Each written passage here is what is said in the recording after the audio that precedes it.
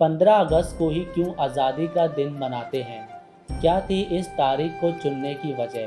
अगर आप हमारे चैनल पर नए हैं तो कृपया करके हमारे चैनल को सब्सक्राइब करें व बेल आइकन को दबाना ना भूलें। देश में स्वतंत्रता दिवस हर साल 15 अगस्त को मनाया जाता है। 15 अगस्त 1947 ये वो दिन है जब हमें आज़ादी मिली। आपको बता दें कि आज़ादी आधी रात के समय मिली थी। इस घोषणा के बाद सविनय अवज्ञा आंदोलन के लिए भारतीय राष्ट्रीय कांग्रेस द्वारा भारतीय नागरिकों से निवेदन किया गया था, साथ ही साथ भारत की पूर्ण स्वतंत्रता तक आदेशों का पालन समय से करने के लिए भी कहा गया। उस समय भारत में लॉर्ड माउंटबेटन का शासन था। माउंटबेटन से ही निजी तौर पर भारत की स्वतंत्रता के लिए 15 अगस्त का दिन तय करने का रखा था।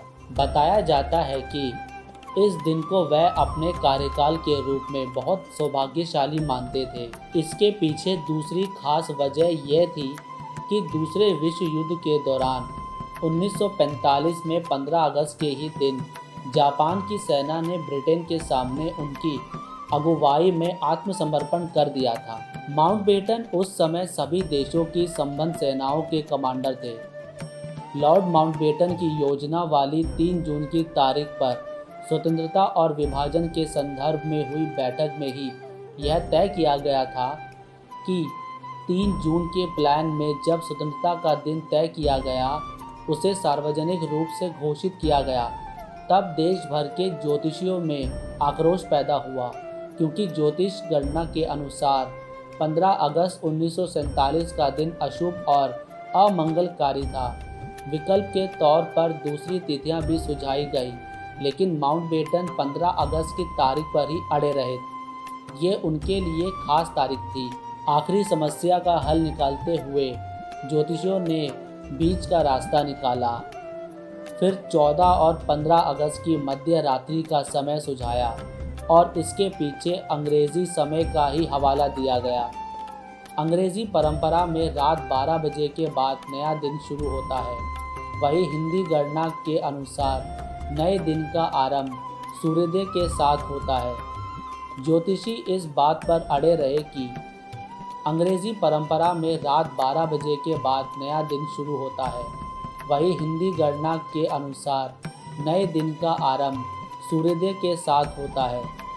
ज्योतिषी इस बात पर अड़े रहे कि सत्ता के परिवर्तन का संभाषण 48 मिनट की अवधि में संपन्न किया जाए। ये मुहूर्त 11:51 से शुरू होकर 12:15 तक पूरे 24 मिनट तक की अवधि का था। यह भाषण 12:39 तक दिया जाना था। इस तय समय सीमा में ही जवाहरलाल नेहरू को भाषण देना था। शुरुआती तौर पर ब्रिटेन द्वारा भारत को जून 1948 तक सत्ता हस्तांतरित किया जाना प्रस्तावित था। फरवरी 1947 में सत्ता प्राप्त करते ही लॉर्ड माउंटबेटन ने भारतीय नेताओं से आम सहमति बनाने के लिए तुरंत बातचीत शुरू कर दी, लेकिन सब कुछ इतना आसान नहीं था, खासकर तब जब विभाजन के मसले पर जिन्ना और नेहरू के बीच की स्थिति बनी हुई थी। एक अलग राष्ट्रीय बनाए जाने की जिन्ना की मांग से बड़े पैमाने पर पूरे भारत में सांप्रदायिक दंगों को भड़काया और हर दिन हालात बेकाबू होते गए। निश्चित ही इन सब की उम्मीद माउंटबेटन ने नहीं की होगी। इसीलिए इन परिस्थितियों ने माउंटबेटन को विवश किया कि वह भारत की स्वतंत्रता का दिन 1848 से 1847 तक एक साल पहले ही पूर्व स्थगित कर दे। 1945 से मिल चुके थे संकेत।